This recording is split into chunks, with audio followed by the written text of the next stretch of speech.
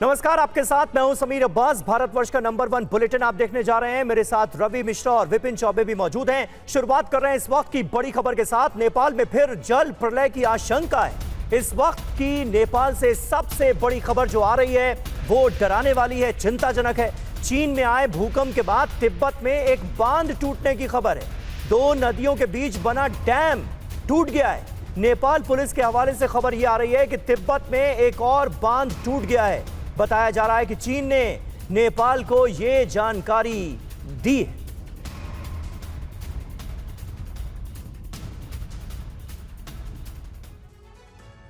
और नेपाल के धादिंग और नुवाकोट में त्रासदी के बाद फिलहाल राहत और बचाव कार्य को कुछ देर के लिए रोक दिया गया है। चीन में आए भूकंप के बाद लोगों को सतर्क रहने और ऊंचे स्थानों पर जाने को कहा गया है।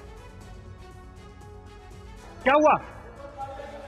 क्या फिर से बाढ़ आ रही है? आइए मनीष, जल्दी आइए। ये कब सूचना कब मिली? अभी चल, लेट्स गो फास्ट। ये अभी सूचना मिली है कि फिर से बाढ़ आ सकती है और इसी सूचना के बीच हम इस स्थान को छोड़ रहे हैं। मनीष, जल्दी आइए। यहाँ जो टीम खड़ी थी वो टीम और सारे लोग यहाँ से बहुत तेजी से निकलते जा रहे हैं। मनीष, तेजी से आइए। चारों तरफ अफरा तफरी का माहौल है। लोग यहाँ से किसी तरीके से निकलना चाहते हैं। कहाँ? किधर? इधर। और चारों तरफ देखिए, इधर दिखाइए जरा। अफरा तफरी का माहौल है। वो सामने आपको दुकानें बंद हो रही है। वो जो सामने दुकानें खुली थी वो दुकानें बंद हो रही है।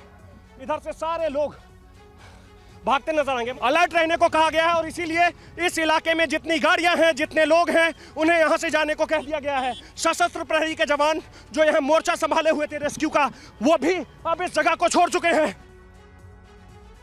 और नेपाल में खतरा कितना बड़ा है इसका अंदाजा इस बात से लगा सकते हैं कि नेपाल के प्रधानमंत्री ने बाकायदा इसको लेकर संदेश जारी किया है। नेपाल के पीएम ने लोगों को अलर्ट रहने के लिए कहा है। नेपाल में सर्च ऑपरेशन, क्योंकि नदियों के किनारे जो सैलाब आया था वहां पर एक बड़े स्केल पर सर्च ऑपरेशन चल रहा था, लेकिन दोबारा से बांध के टूटने, डैम के टूटने, बाढ़ के आने के खतरे के बीच सर्च ऑपरेशन को रोकने के निर्देश दिए गए हैं ताकि राहत और बचाव कार्य में लगे कर्मचारियों को सुरक्षित रखा जा सके। तो नेपाल पर खतरा टला नहीं है। एक बार फिर से डैम के टूटने की खबर, चीन में भूकंप आने की खबर और दोबारा से बाढ़ की आशंका व्यक्त की गई है।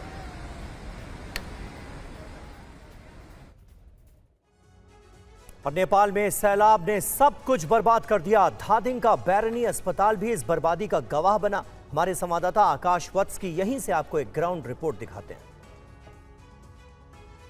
नेपाल के धादिंग जिले के बैरनी में हूं। ये बैरनी हॉस्पिटल है, गवर्नमेंट हॉस्पिटल है। और अब यहाँ से ये जो मलबा है, मलबा निकालने का काम शुरू हो गया है और इस अस्पताल को फिर से शुरू करने की तैयारी हो रही है। कुछ भी सुरक्षित नहीं है। जितना जो कुछ था सब बर्बाद हो चुका है। एक भी सामान यहाँ आपको सुरक्षित नहीं मिलेगा। एक्सरे मशीन को दिखाइए कि अब कुछ भी सुरक्षित नहीं है। सब बर्बाद हो गया, या तो बह गया या यहाँ जो है वो सब पूरी तरह से बर्बाद हो चुका है। इस हॉस्पिटल में जितनी दवाइयाँ थी, जितने इक्विपमेंट थे, जितने सामान थे, वो सब बर्बाद हो चुके। ये दवाई की दुकान है। जरा मनीष, दवाई की दुकान को दिखाइए कि कितनी दवाइयाँ नीचे बिखरी पड़ी है। सब बर्बाद हो गया, कुछ भी इसमें बचा नहीं है। ये ऑक्सीजन सिलेंडर जिसके सहारे लोग ये मानते हैं कि उनकी जिंदगी बची हुई है, उस ऑक्सीजन सिलेंडर की क्या स्थिति है वो आप देख सकते हैं। और नेपाल में बाढ़ के नए अलर्ट के बीच एक और डराने वाली खबर। यह खबर चीन से है। चीन के सिचुआन में भूकंप के तेज झटके महसूस किए गए। सिचुआन में 5.1 तीव्रता के भूकंप की खबर है। ये 5.1 रिक्टर पैमाने पर इसकी तीव्रता बताई जा रही है। तो सिचुआन में भूकंप के तेज झटके एक बार फिर से महसूस किए गए हैं।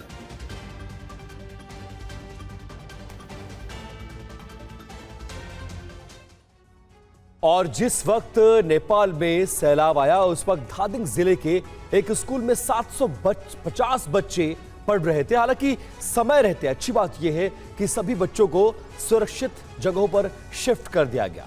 लेकिन बाढ़ ने इस पूरे स्कूल को पूरी तरह से तबाह कर दिया।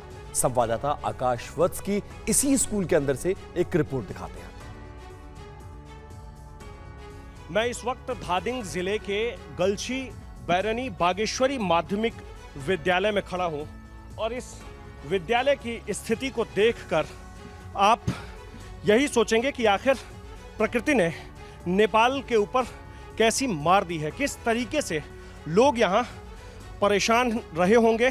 और लोगों का तो छोड़िए, जो स्कूल के बच्चे हैं, जो स्कूल आए हुए थे, वो किस स्थिति में रहे होंगे आप सहज अंदाजा लगा सकते हैं। इस क्लासरूम को देखिए, बच्चे जब यहाँ पढ़ने आए थे सुबह के वक्त में, तो वो बिल्कुल आम दिनों की तरह वैसे ही आए जैसे उन्हें लगा कि वो अपने स्कूल जाएंगे, स्कूल में खेलेंगे, पढ़ेंगे, टीचर के साथ बात करेंगे, कुछ समझेंगे।